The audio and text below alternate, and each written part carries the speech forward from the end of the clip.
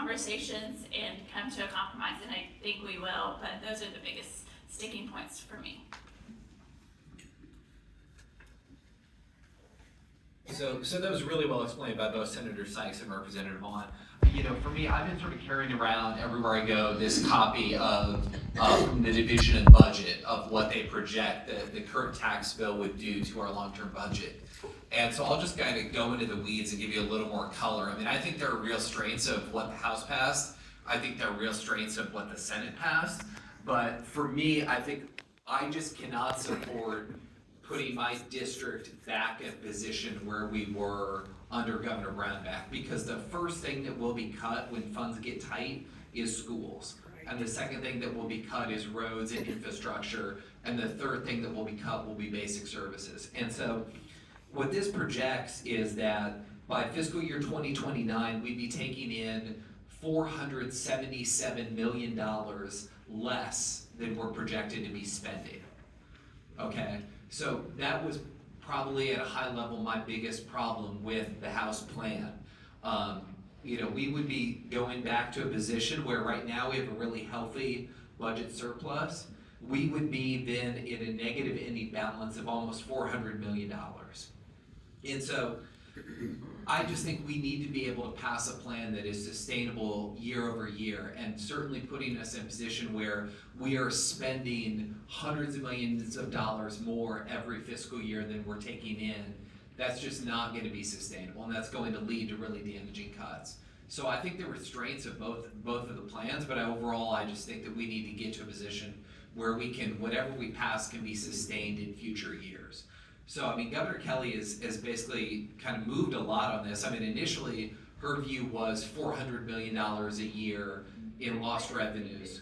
It was 350, and then she was willing to go to 400, and then the Senate bill that we passed, that I supported, Senator Sikes supported, was about 425 million, so I think she has been really generous. But I would just urge some caution on this, because our budget surplus looks relatively large now. It's about $2.5 billion, but $1 billion of that is one-time federal funds. So once we spend those, once those monies are gone, there's no tax revenues that are coming back in to fill that. We're going to get a new consensus revenue estimate this coming Friday. It's likely going to be, for the first time since COVID, our projections are going to go down. So that deficit number that I mentioned is going to get bigger and bigger. So again, I think there's a lot that both the House and Senate agree on, particularly around property tax, around Social Security, around standard deduction, but we just need to be able to put this in a position where we're not in future years either going into the red or having to claw back some of the benefits that we're providing to folks. So not to belabor it, but I feel like I need to chime in, because part of this gives me hope, and that we're close to an agreement, and we got bipartisan support, and we've got the governor and the Division of Budget chiming in on it. And if anything, this governor has been fiscally responsible along with our budget director, and I'm going to take them at their word for what's best for the state financially, moving ahead. But I will remind folks also, this is part of the frustration of this time of the year, in that we started, I think, second order of business was a tax package, of the session. So we were discussing this back in January. Now here we are in wee hours of the morning, in some of the final days of session, finally coming together. So I hope when we get back, we're close enough now that we can, continue discussions if need be. So on this one, all I've been telling folks is just stay tuned, but I feel like everybody's at the table and everybody's working. So just really quickly, I'm going to give a minute for this one. With the different agendas between the House and the Senate, how likely is it to bring about another last minute bill passage? Yeah, I think with the conversations that are going on now, with kind of all parties, the House, the Senate, and the governor's office, I do believe that we will get there.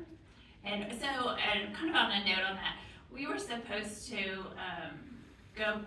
So the 25th and 26th were going to be those working days for committees, and then all of the legislature was coming back on the 29th to pass bills, and they changed that schedule kind of at the last minute. So So the 25th will be a working day. The 26th, we will be on a floor.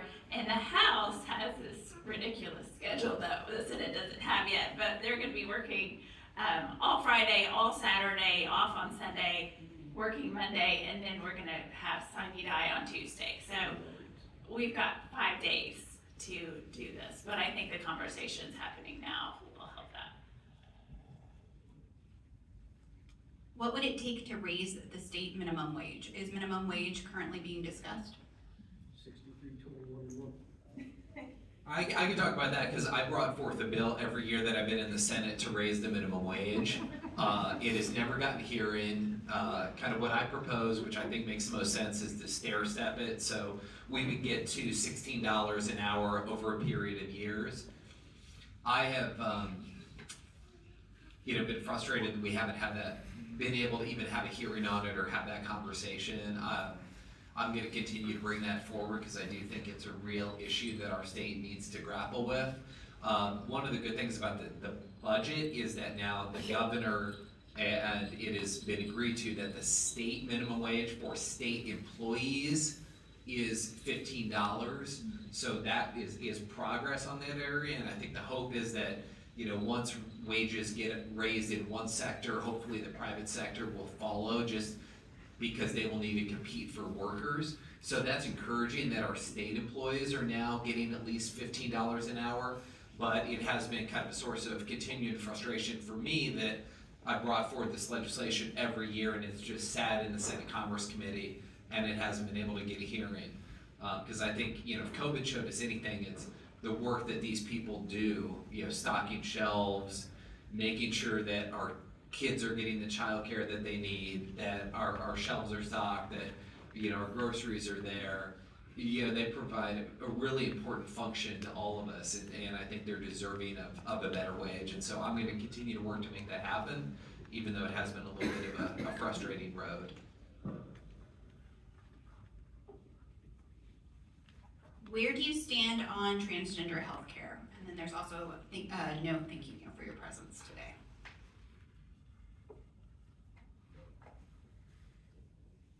I can get started on this one. LGBTQ rights and trans rights are really important to me personally. As someone who has a trans loved one in their life, I know how important it is to have access to this healthcare. It's a decision that a patient is making in conversation with their parent and with their doctor, and I view it very similarly to the way that I view abortion healthcare. These are decisions that are important and crucial to a trans youth's happiness and their ability to live their authentic lives, and the government should not be telling them what to do. For folks who may not know a lot about this issue, oftentimes trans youth will start out by talking with a therapist or mental health care provider. They often start in therapy and then will begin conversations with their healthcare provider about puberty blockers. How can they slow down puberty while they make decisions about,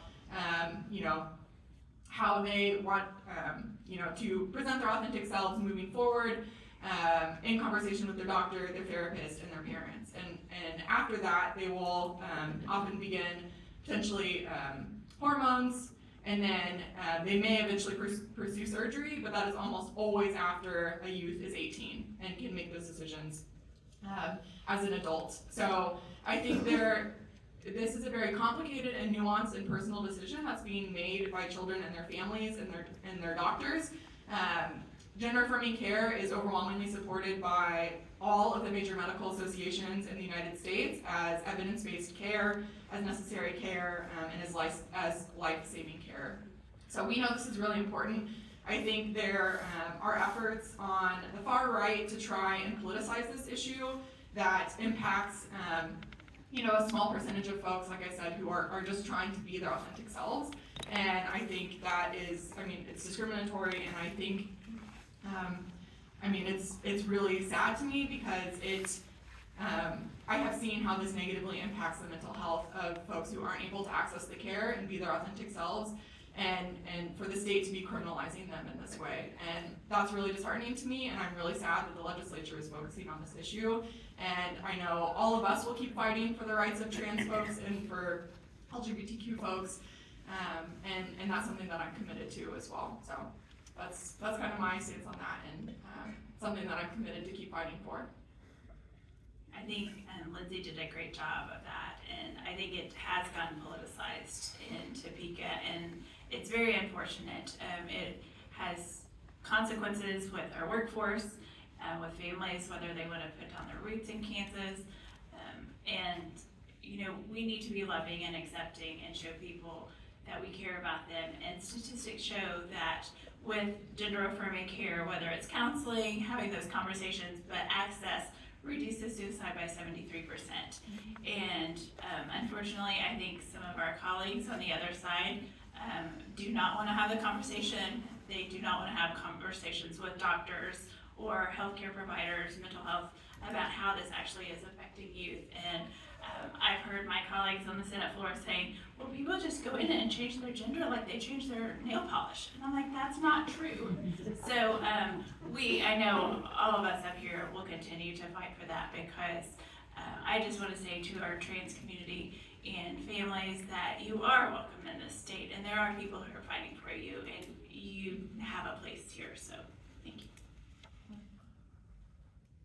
Briefly, the other thing that I forgot to mention that really frustrates me, access to puberty blockers and hormones is used overwhelmingly by cisgender folks, or used at rates significantly higher by cisgender folks than it is by transgender folks. So, those types of things can be used for precocious puberty, for other health-related matters that cisgender folks access all the time, and this is specifically banning it for transgender children. So in that way, it is overtly discriminatory.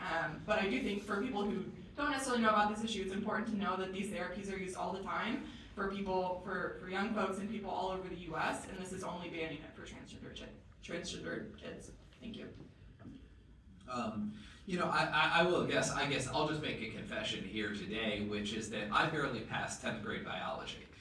So the idea that myself or other Kansas state legislators should be making these decisions for what are really difficult decisions for parents in consultation with their child and their medical providers. I mean, we've got 2 young boys. I know that if we were going through a situation, my wife and I would want to be able to make decisions in consultation again with our child, and we'd want to be getting the best, most expert medical care.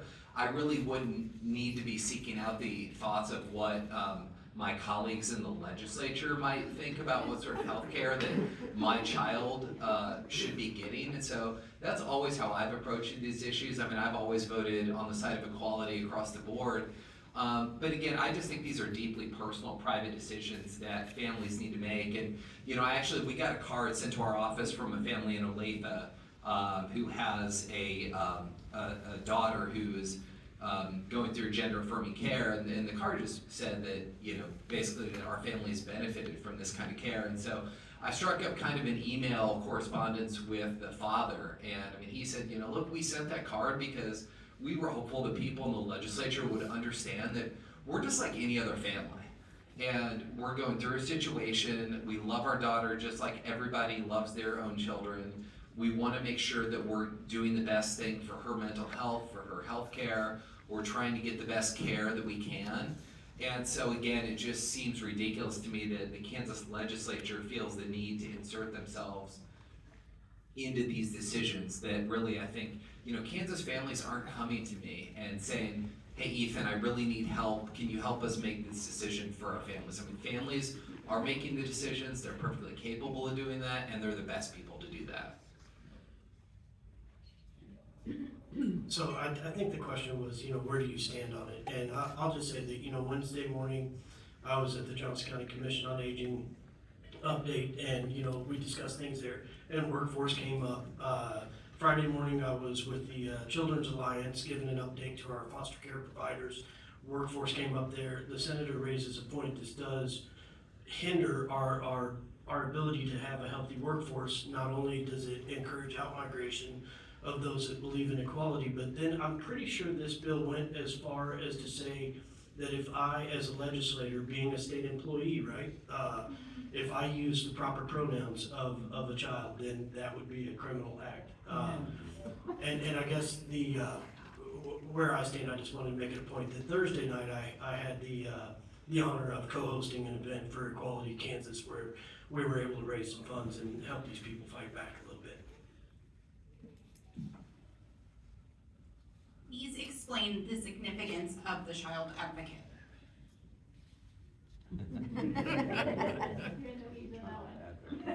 I'm sorry, could you repeat the question? Please explain the significance of the child advocate. 6 years worth of work, 6 years worth of fine tuning, of input from stakeholders all around, from, again, our child welfare providers to our legal community, our foster parents, our adopted parents, our biological parents, folks that have, come into contact with our child welfare system in the state of Kansas at one point in time or another. The significance, I think, is that this time it's going into statute, not in an executive order. I think 3 years ago, when the House and Senate could not come to an agreement, and it was about this time of the year, we walked away from a conference committee where the House just said no go. The Senate had a position, and the House completely disagreed with it, and we held strong. The governor then took actions into her own hand, recognizing the need for the child advocate and established it by executive order. The problem with that is the separation of powers, and that it doesn't grant the office quite the authority or the ability to fully conduct the duties of the office. So while it's been up and operational and been given reports to the committees in there, and I will say that I personally, if you Google Jarrod Ousley, you're gonna come up with a headline somewhere for child welfare in the state of Kansas. And because of that ability, because of my position as ranking member for 8 years and serving on the interim committees, I get calls from all over the state of people that, can you help me? I'm dealing with this contractor, I'm dealing with this department, and I need, and oftentimes, I can't do much. I'm one representative.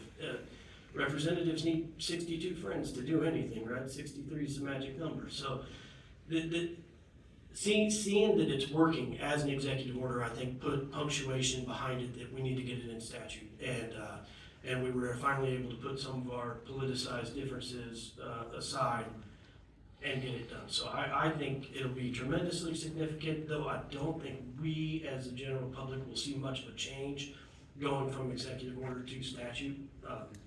But I'm happy to see it do so. I hope that answered the question.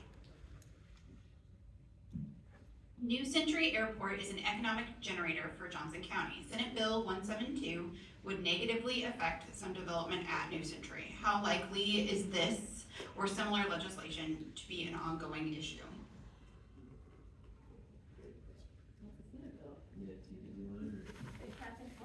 Yes. So, I think this is bad policy, and I actually sat in on Fed and State when they were trying to get the Senate version of, I think it was 172, and it didn't even make it out of committee because we did see this as unconstitutional and some other pieces like that. It did get bundled. The House version of the foreign adversary bill got bundled in with some other bills. It was a government competition and veterans tax, property tax relief. Anyway, the House actually killed the bill and sent it back to conference. So I do think probably for this session, we're okay, but our Attorney General, this is his brainchild, and so I think it will continue to come up. But it was good to see strong bipartisan support that this is going too far. We do want safety. We do want to make sure our military facilities are safe. But this was a terrible bill and just overstepped the authority. And like at one point on the Senate bill, if you were selling land to anyone who had any foreign, if it was over 3 acres, you had to go before a board of 3 people to decide whether or not you could sell your land.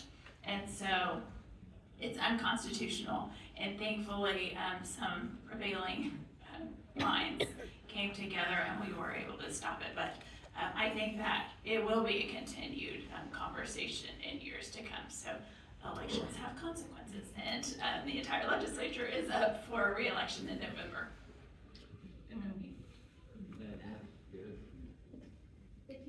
If the Kansas City Chiefs cross state line to Kansas, what's the probability of legislative support?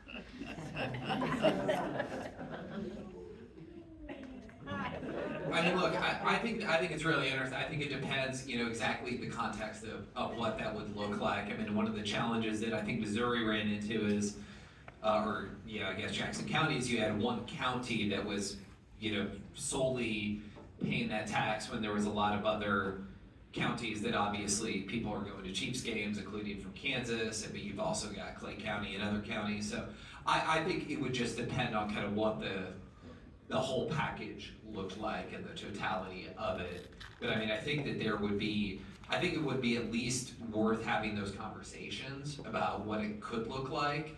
But I think it would be a question of kind of how is the burden shared across the state, and what would the dollar figure look like. But I think it's again worth at least looking at. So I will agree with the senator in that on the appropriations committee, we had conversations about $28 million coming to the Kansas City area to help with KC-26, right, when the World Cup is coming. So they're asking for some extra money, for transportation services, security services.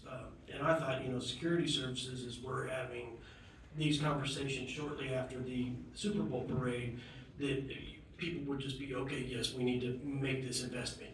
This is an international event, and it's going to bring all sorts of attention to Kansas and Kansas City area, and it will benefit, half the state, Missouri, Iowa, Nebraska, and those conversations, well, what's in it for the rest of the state? So I think it would depend a lot what the package looks like, because folks in the legislature are not exactly interested in financially benefiting one area of the state.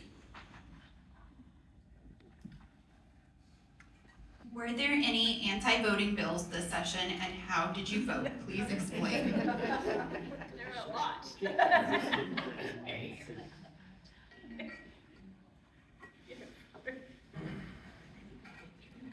are a lot of bills. I may pass the buck on this one. There were a lot of them got bundled. I think we have thankfully killed a lot of them. The one that we killed on the House side was eliminating the 3-day grace period, which is something that Republicans keep trying to do. But there was bipartisan support to kill it, so not all Republicans. There's an acknowledgement that that is important for ballots that are postmarked by Election Day to be able to be received by the election office in that 3-day period and still be counted. So there was an effort to do that this year. There was an effort to eliminate voting on Saturdays, which, there was conversation about that because it has become a really popular day, the Saturday before the election. So it'd be early voting the Saturday before the election. And, some folks are like, well, it's getting so overwhelming, and then we have to prepare for the election on Tuesday. So, we want to limit Saturday voting. Generally, I don't support any limiting of voting. And so, all those types of bills I voted against. Those were the two I remember off the top of my head. Do you guys remember any other anti-voting efforts? So there was this one bill that did unfortunately pass that dealt with the way that we could accept and use federal funds to help assist our elections, and it basically prohibited Kansas from receiving federal funds. And it was really made no sense, because all we're doing is just reducing the funds that we have to put on really quality, safe, secure elections. There's no real benefit to it other than that. And of course, the legislature is not going to backfill the money that would normally be going to these counties. So all we're doing is just giving counties less funds to put on their elections. So it made no sense. My kind of life philosophy is if Mike Thompson's for it, I'm against it. And so it's just another bill that Mike brought forward that was brought to us by this out-of-state conspiracy theory group about somehow this federal money that was problematic. It also may throw us out of compliance with various federal statutes like the Help America Votes Act. So it's again probably something we'll be in court over. saving the 3-day grace period was a really big victory, so I appreciate everybody who stood up against that. We had a lot of rural Republicans, because of mail service in their area, really were worried about that, and were some of our kind of maybe unlikely allies on that. I'll just tell you a quick anecdote about how ridiculous this 3-day grace period bill. Do I have like a 30 seconds? So this bill was so poorly drafted that what it said was you can't vote on the Monday before a Tuesday election unless you go in to your county election office and the election person decides that you get to vote. And so it's like, I mean, it's sort of like you can't be like, that's being half pregnant. Voting is either open to all eligible voters or it's not, right? And we tried to explain that to Mike and it seemed like he wasn't really tracking on that, but, I mean, just this idea that you could go into a voting location and you could say, hey, I have to work tomorrow on Tuesday, and so I can't vote in the election. It would just be up to that election official whether they thought that was an acceptable excuse or not. So maybe in Wyandotte County that excuse works, and then maybe in Allen County that excuse doesn't work. So then you've got just sort of these inequities between counties. I mean, maybe a county person says, well, I don't really like redheads, and so I'm not going to accept any excuses from redheads. I mean, the bill is so poorly drafted, it's kind of embarrassing what happens at the end of sessions when we try to jam through these really bad laws, but it didn't pass. I think we've killed it for this session, but that 3-day grace period continues to be kind of a boogeyman for some of our more extreme colleagues.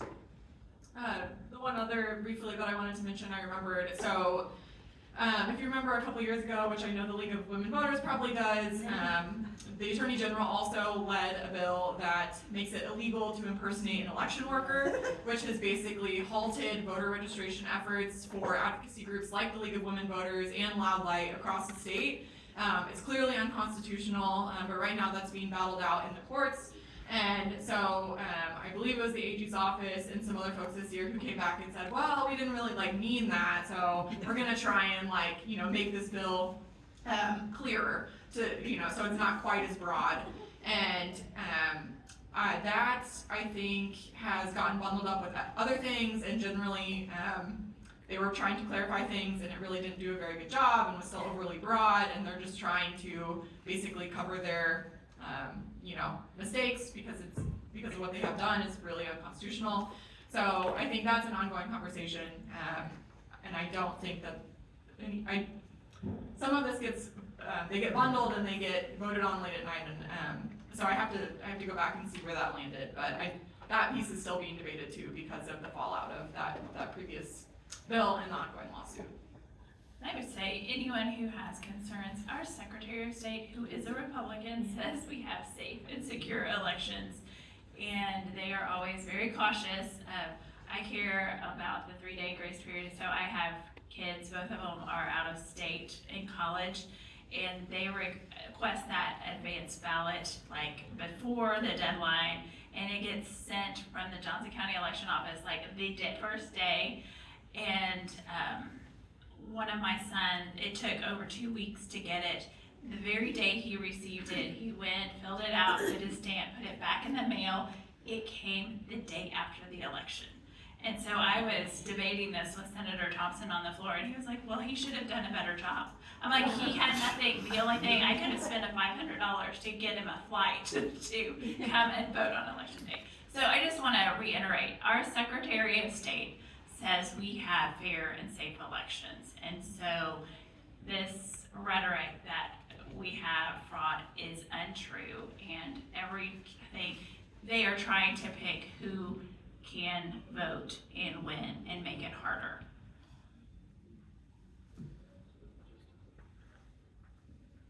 Does the excessive amount of money earmarked for special education take away from other students?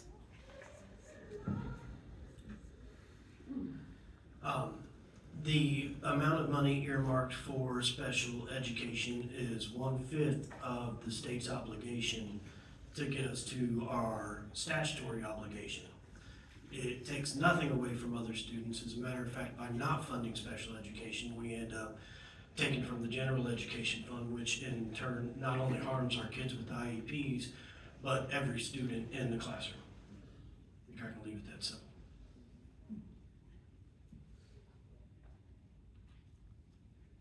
A House member was recently arrested with multiple charges, including possession of a firearm while under the influence. There were 2 DUIs in 2020 and another in 2021. Since these continue to occur, what more should leadership do to stop this dangerous behavior? No leadership.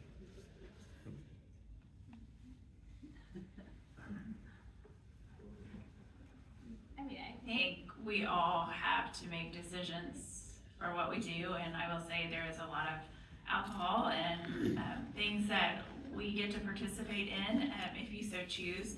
But we are all adults, and I think we have to show responsibility and show our youth and our people who elect us that we can handle that. I will say it is a stressful job, and there are times that when you are working for 24 hours straight, but I think each of us as legislators, we can demand a better schedule. We can choose to 63-21 to say, no, we don't want to do this. We're going to adjourn and we're going to come back tomorrow. And so, again, I think we all have opportunities to make bad decisions, but I think it's on each and every one of us to show leadership in that. So again, I'm not privy to leadership discussions, but I can say the most recent DUI in the House, the legislator stepped down from a leadership position on our Judiciary Committee. They were vice chair and are no longer. And whether or not leadership had something to do with that, I'm not sure, because members of the legislature are duly elected by their district. So leadership can strip committee positions, they can, strip committees altogether, but there's only so much that they can do constitutionally, so. Should quote-unquote bad apples in our police force be immune, qualified immunity, from civil and criminal liability for their actions?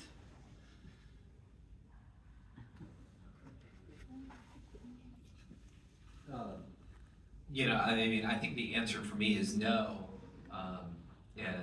This is an issue we've kind of, gotten around the edges of looking at, either in the Senate Judiciary Committee or in the Joint Committee on Corrections and Juvenile Justice, of which I'm also a member. But I think the short answer is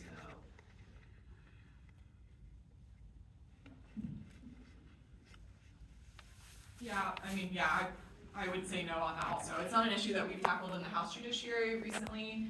I think everyone should be subject to the law, and that bad apples, especially in law enforcement and in positions where folks have power and access to and use that power in our society, I don't think that they should be immune from those things. I would agree to what both my colleagues have said, and also I think making sure that if it is a police officer or someone who is leaving a position, that as they're applying to other positions, that history is available, because I think that's probably one of the biggest pieces, because they can leave Overland Park, but then they can go to Garden City and they still have that issue. So I think that transparency there is something that we probably should look at. We are right at the end of time, so I want to thank all of you for being here on your Saturday morning, and especially thank you to our legislators for taking time out of their Saturday morning to be with their families. If we did not quite get to all the questions, so if you want to follow up, we've got